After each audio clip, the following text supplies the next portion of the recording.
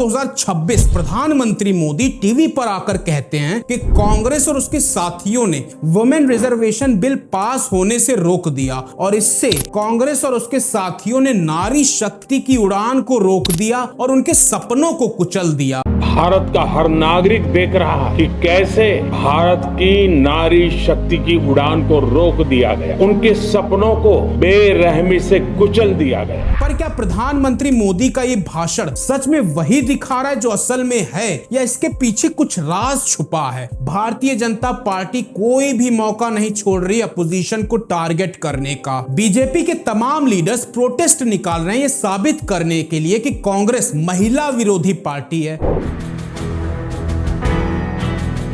पास नहीं होने दिया, इसीलिए हम लोग प्रोटेस्ट कर रहे हैं। राहुल गांधी जी जो नेता प्रतिपक्ष हैं और विपक्ष के सभी घटक दलों ने कल इस देश की मातृशक्ति के साथ विश्वास। वहीं दूसरी तरफ कांग्रेस वाले कह रहे हैं कि बीजेपी कभी महिला आरक्षण चाहती ही नहीं थी। कांग्रेस के कई नेता ये कह रहे हैं कि जिस तरह बीजेपी ने इस बिल को पेश किया लोकसभा में, वो जान रहे थे कि ये बिल पास नहीं हो पाएगा और इसी की आड़ में बीजेपी गलत तरह से राजनीतिक लाभ उठाना चाह रही है। The BJP they knew very clearly that this bill actually cannot be passed. They knew every opposition person would oppose it. This bill cannot be passed.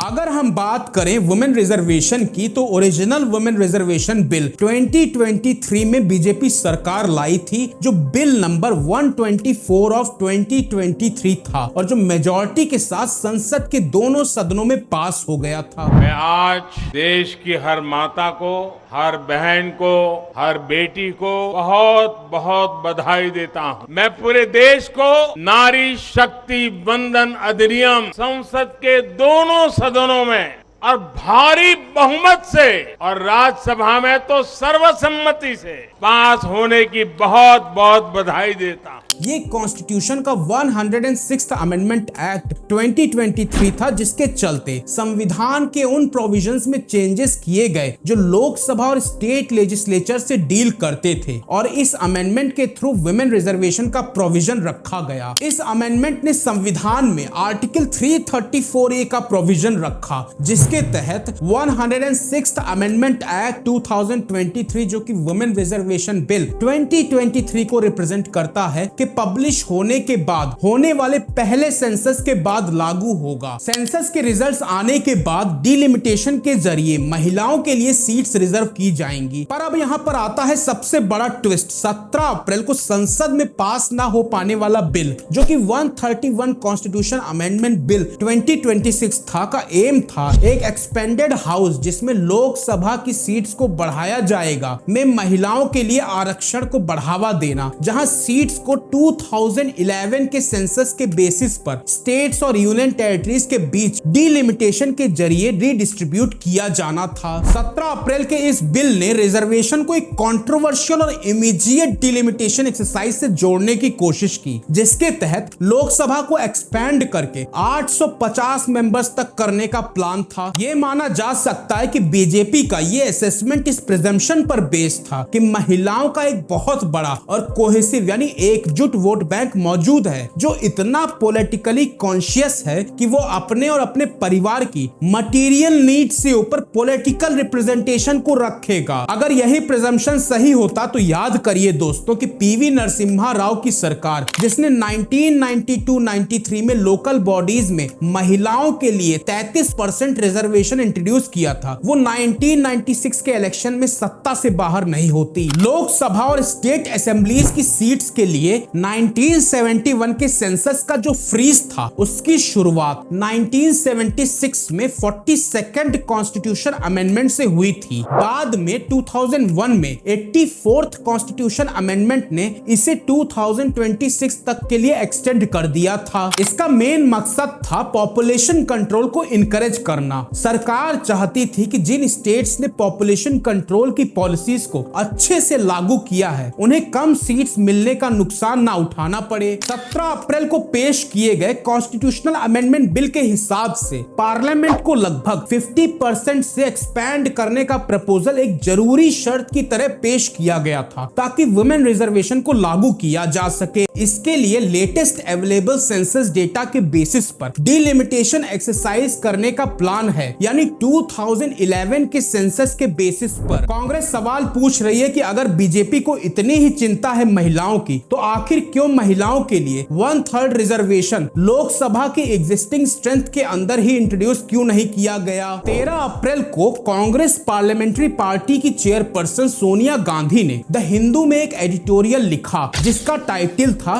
Delimitation and not the women reservation in the issue. इसमें उन्होंने point out किया कि नारी शक्ति वंदन अधिनियम को 2023 में तो यूनानिमसली यानी सर्वसम्मति के साथ पास कर दिया गया था, लेकिन इसका इम्प्लीमेंटेशन एक फ्यूचर सेंसस और डिलिमिटेशन एक्सरसाइज पर निर्भर कर दिया गया। उन्होंने अपने एडिटोरियल में यह भी लिखा है कि राज्यसभा में लीडर ऑफ अपोजिशन मल्लिकार्जुन खड़गे ने जोर शोर से ये मांग की थी कि रिजर्वेशन प्रोविजन को 2024 के लोकसभा इलेक्शन से ही लागू किया जाए, लेकिन सरकार ने इस बात को मानने से इनकार कर दिया। सरकार ने एक ऐसा फ्रेम तैयार करने की कोशिश की कि अगर अपोजिशन डिलिमिटेशन या सीट एक्सपेंशन की टेक्निकलिटीज पर सवाल उठाएगा तो उसे एंटी वुमेन दिखाया जा सके। इसका मतलब यह है कि 273 एक्स्ट्रा सीट्स क्रिएट करके ये नया फ्रेमवर्क मौजूदा एमपीज और एमएलएज को अपनी सीट्स बरकरार रखने का मौका देता है। अभी के हिसाब से लगभग 85% एमपीज और 91% एमएलएज मेल मेंबर्स हैं। अगर रिजर्वेशन पुरानी सीट्स पर ही लागू होता तो कई मेल लीडर्स को अपनी सीट छोड़नी पड़ती, लेकिन अगर सीट्स को बढ़ाया जाता तो इससे सरकार को यह फायदा होता कि एग्जिस्टिंग सीट्स को रीडिस्ट्रीब्यूट करने की जरूरत नहीं पड़ती।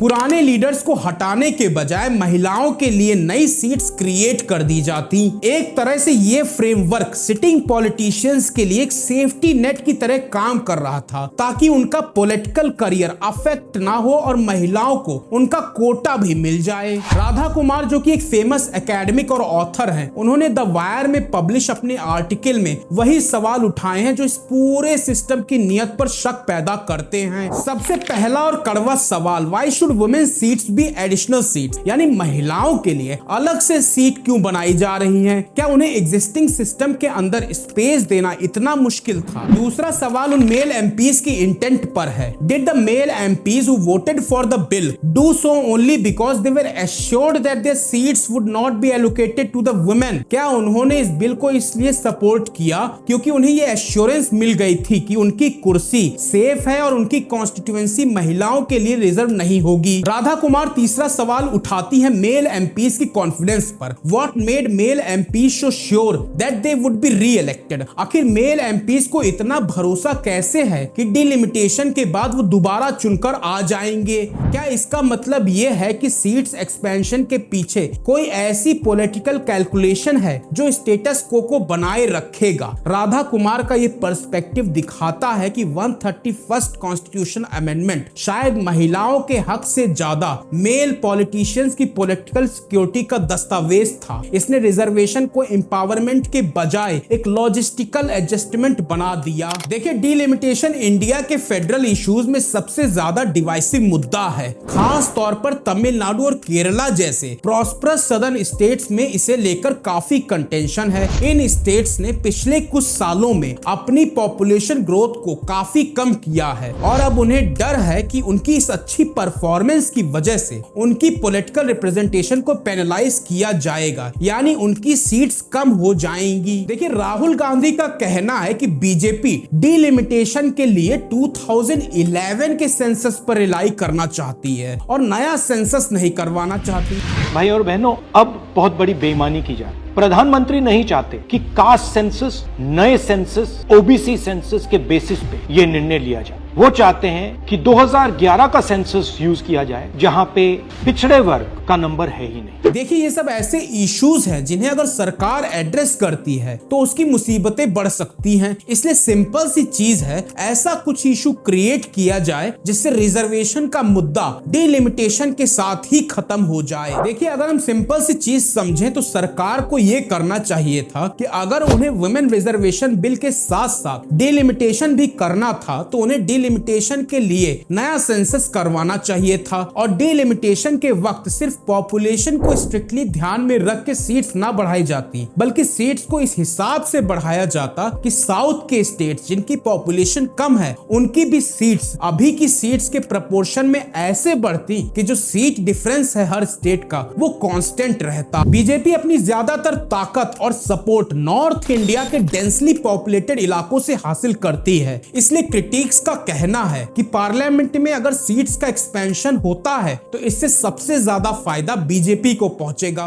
दूसरी तरफ सदर्न स्टेट्स के लीडर्स जहां बर्थ रेट बहुत तेजी से गिरा है उनका कहना है कि population based delimitation exercise north India में तो सीट्स बढ़ा देगी लेकिन सदर्न रीजन्स को डिसएडवांटेज में डाल देगी। ये सदर्न स्टेट्स वही स्टेट्स हैं जिन्होंने सिर्फ पॉपुलेशन को नहीं कंट्रोल किया है बल्कि देश की स्ट्रॉन्गेस्ट इकोनॉमीज भी खड़ी की हैं। अपोजिशन ने सीधा सवाल उठाया है कि आखिर महिलाओं के रिप्रेजेंटेशन को इतने बड़े पॉलिटिकल एक्सरसाइज डिलिमिटेशन और सीट एक्सपेंशन के साथ क्यों जोड़ा गया है। राहुल गांधी ने इस पर रिएक्शन देते हुए कहा है कि पहला सच तो यह है कि कोई वुमेन बिल नहीं है, इसका महिलाओं के एम्पावरमेंट से कोई लेना देना नहीं है। यह असल में इंडिया के इलेक्टोरल मैप को बदलने की एक कोशिश है। इसके अलावा असली प्रॉब्लम उन प्रिविलेज्ड पुरुषों की पैट्रियार्कल टेंडेंसी में है जो अपनी पावर से चिपके रहना चाहते हैं और उसे किसी और के साथ शेयर करने से इनकार करते हैं। चाहे घर हो, वर्क प्लेस हो या पॉलिटिकल एरिना हो, ज्यादातर पुरुषों ने उस अथॉरिटी को बांटने में हमेशा रिलक्टेंस दिखाई है जिसे वो सदियों से एंजॉय करते हुए आ रहे हैं। मेरा सवाल आपसे भी है दोस्तों कि क्या महिलाओं का रिप्रेजेंटेशन एक सच्चा पॉलिटिकल डिस्ट्रीब्यूशन है या सिर्फ एक दिखावे के लिए एक सिंबॉलिक जेस्चर है। जब जेंडर जस्टिस को सिर्फ सिंबॉलिज्म तक लिमिट कर दिया जाता है तो वो बहुत कमजोर हो जाता है। ये अनाउंसमेंट्स और हेडलाइंस में दिखता तो है लेकिन जमीन पर इसका इंपैक्ट बराबर नहीं होता। जब इसे एक असली रिफॉर्म की तरह ट्रीट किया जाता है तब ये